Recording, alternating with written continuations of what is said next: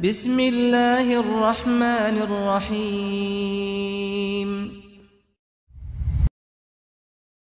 Banyak ayat-ayat dan juga hadis-hadis ya yang menyebutkan tentang keutamaan menyambung silaturahmi. Tadi telah kita sebutkan dalam surat Ar-Ra'd. Allah Subhanahu wa taala menjelaskan walladzina yasiluna ma amarallahu bihi ayyusal wa yakhshawna rabbahum wa yakhafuna su'al hisab. Walladzina sabaru.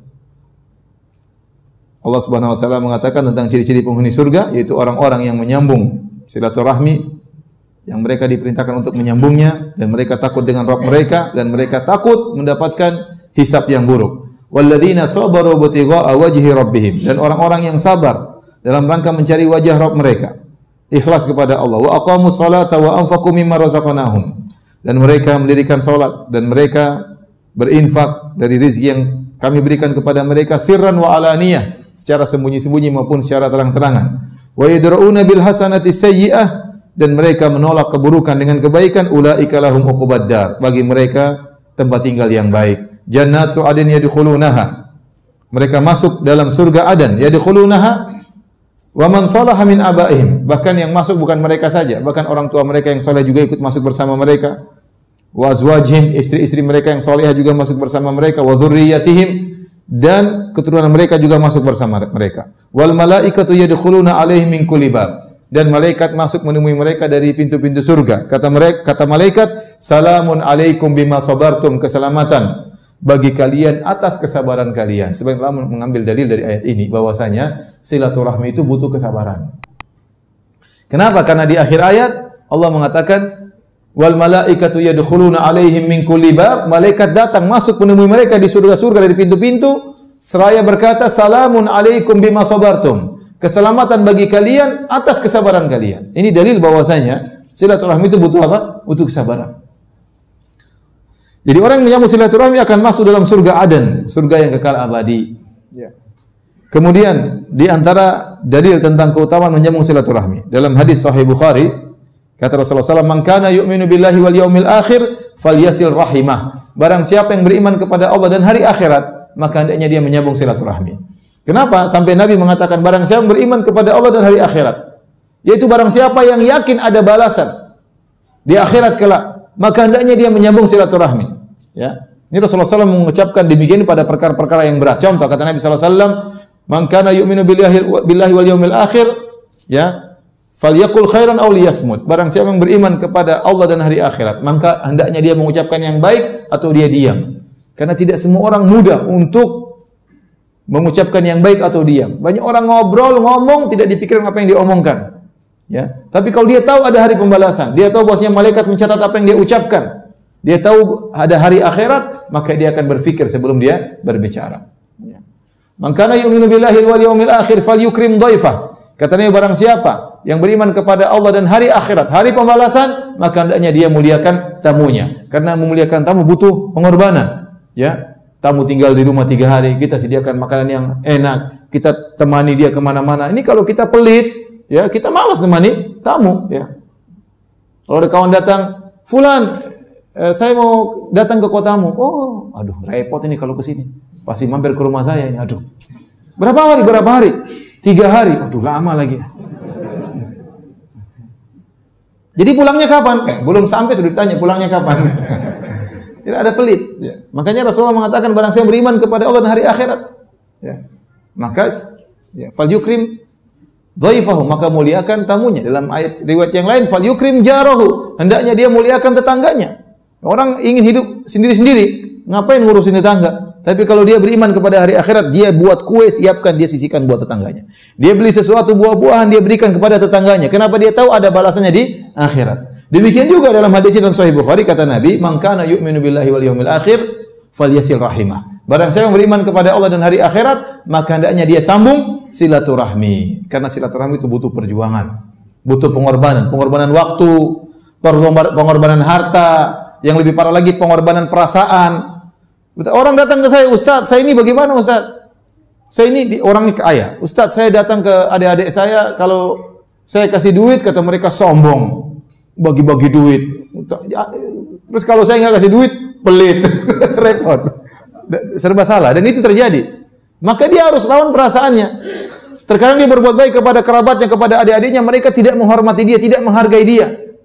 Bahwasanya dia sudah berjuang untuk adik-adiknya, dilupakan kebaikan-kebaikannya. Butuh kesabaran.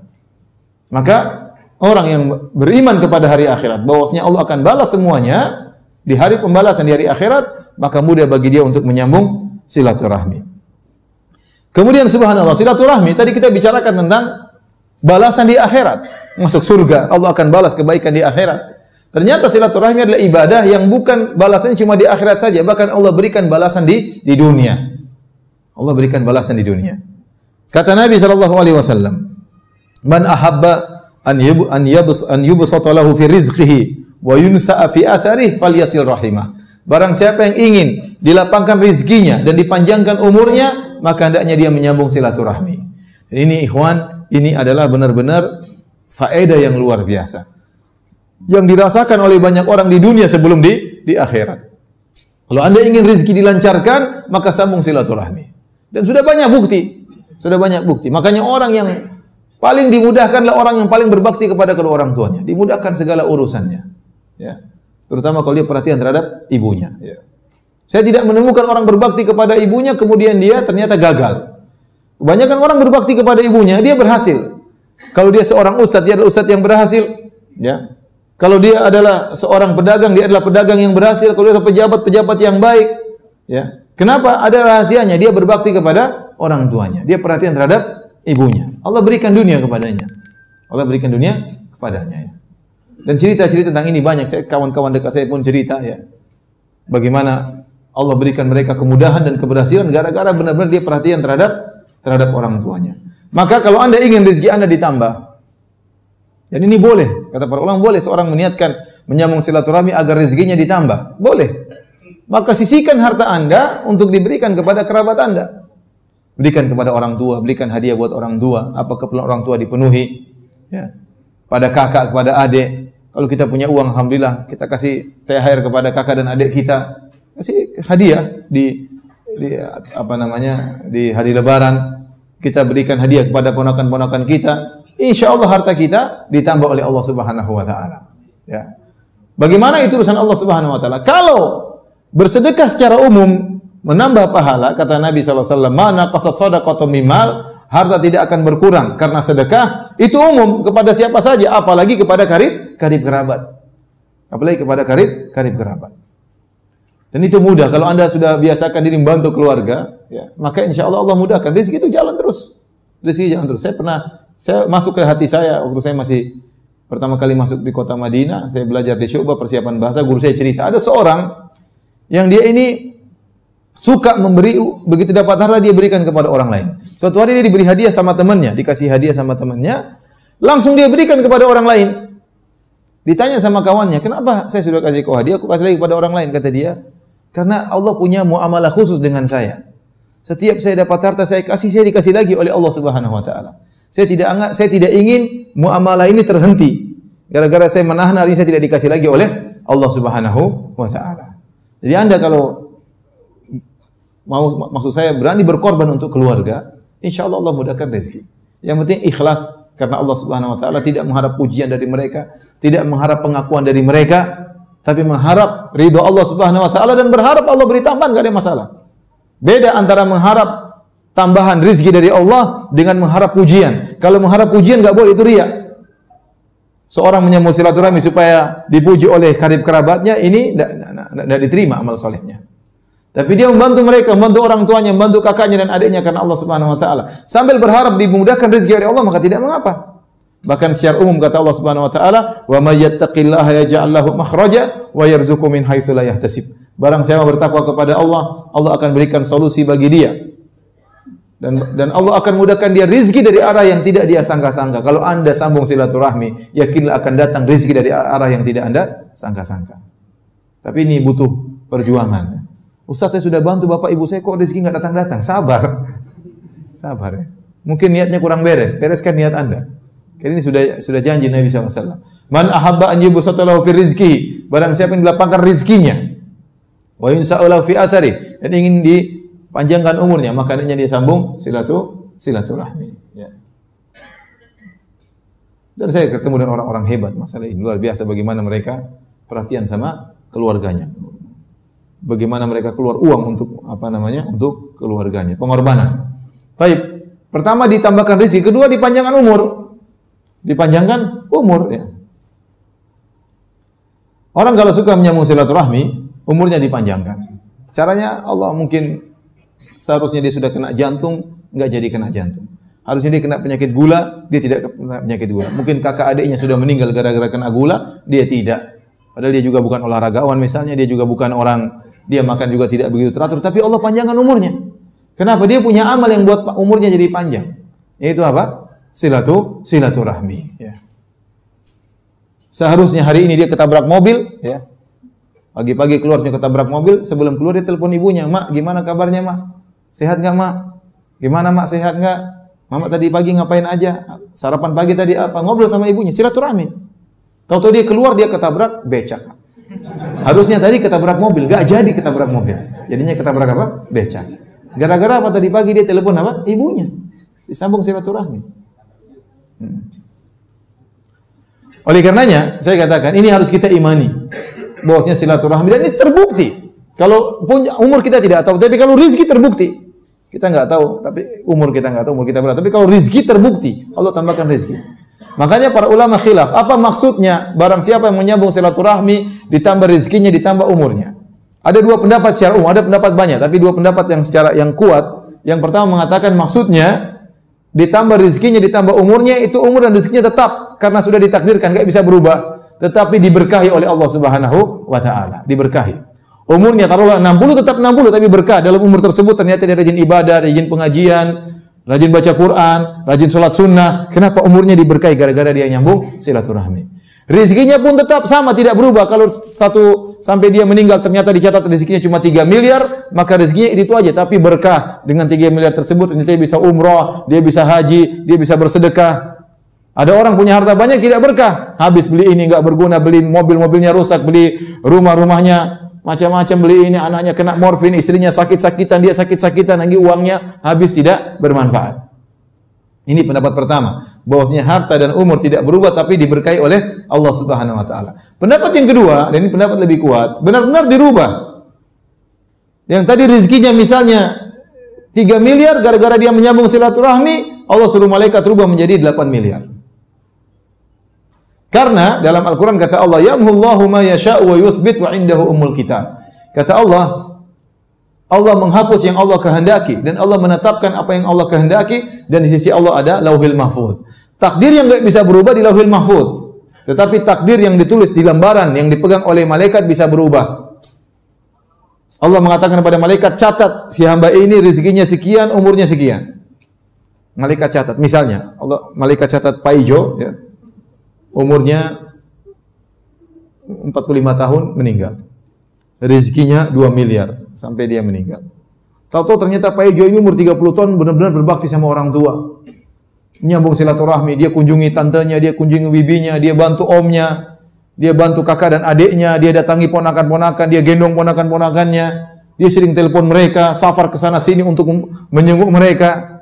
Kata Allah, wahai malaikat, rubah itu 45 jadi 75, tambah 30 tahun.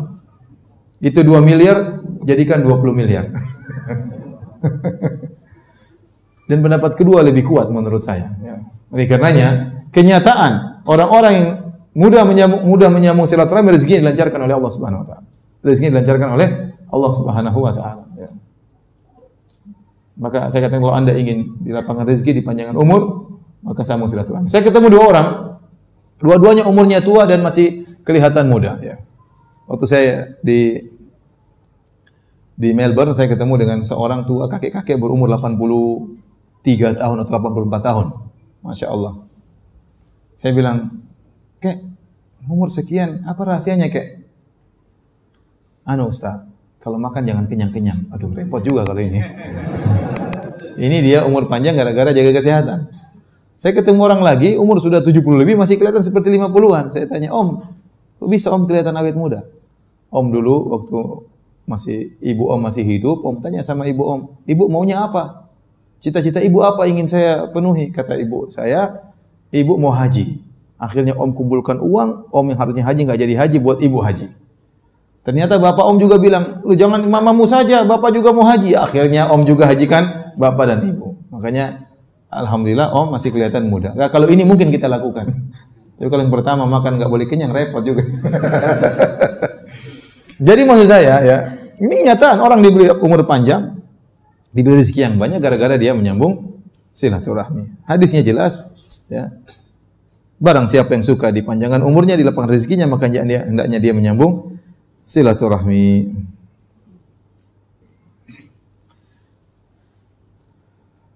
Demikian juga dalam hadis bahwasanya, ya, silaturahmi adalah sebab terbesar untuk di antara sebab utama untuk masuk surga. Dari Abu Ayyub Al-Ansari radhiyallahu anhu, anna rajulan qala ya Rasulullah, ada seorang berkata kepada Nabi, ya Rasulullah, akhbirni bi amalin yudkhilinil jannah. Kabarkanlah kepadaku suatu amalan yang menyebabkan aku masuk surga. Maka Rasulullah SAW berkata, ta'budullaha wa la tusyriku bihi syai'a. Sembahlah Allah semata dan jangan berbuat syirik sama sekali. Wa tuqimus salata wa tu'tiz zakata. Dirikan salat dan bayarlah zakat. Wa tasilur rahim, dan hendaknya engkau menyambung silaturahmi. Hendaknya engkau menyambung silaturahmi. Baik. Ini kita berbicara tentang keutamaan menyambung silaturahmi. Dan saya ingatkan, orang yang paling utama untuk kita sambung silaturahmi adalah kedua orang tua. Sampai-sampai begitu hebatnya kedudukan kedua orang tua, sampai kalau para ulama membuat bab masalah fikih, mereka bagi menjadi dua. Bab al-bir wasilah. Bab tentang berbakti kepada kedua orang tua dan bab tentang silaturahmi. Padahal berbakti kepada orang tua adalah puncak dari silaturahmi. Tetapi kenapa dikhususkan? Karena memang hukumnya khusus. Orang tua itu hukumnya khusus. Harus benar-benar kita perhatikan. Kalau kakak mungkin marah sama kita, kita boleh marah sama kakak. Ya, mungkin kita boleh agak angkat suara, kita jelaskan kepada kakak, kakak enggak benar begini, tapi kita niatnya baik. Tapi kalau sama orang tua enggak boleh. Enggak boleh. Meskipun orang tua salah. Beda antara dua orang tua ini, cara bermuamalah dengan kakak adik, dengan om tante beda. Kedua-duanya adalah puncak dari menyambung silaturahmi. Saya katakan kalau Anda masih punya orang tua, maka berbaktilah kepada mereka dengan semampu mungkin, semaksimal mungkin. Sungguhnya berbakti kepada orang tua pahalanya sangat besar. Ya. Oleh karenanya Ibnul Munkadir berkata, bitu agmizu rijlai ummi wa bata akhi yusalli famasarrani anna lailati bilailatihi. Kata Ibnul Munkadir, aku semalaman memijit kedua kaki ibuku, sementara saudaraku salat malam. Namun kalau suruh tukar pahala saya enggak mau. Ya. Saya enggak mau. Ya. Karenanya ini perlu pembahasan khusus. Waktunya tidak cukup untuk kita membahas tentang berbakti kepada kedua orang tua. Tapi saya katakan puncak dari silaturahmi adalah berbakti kepada kedua orang tua.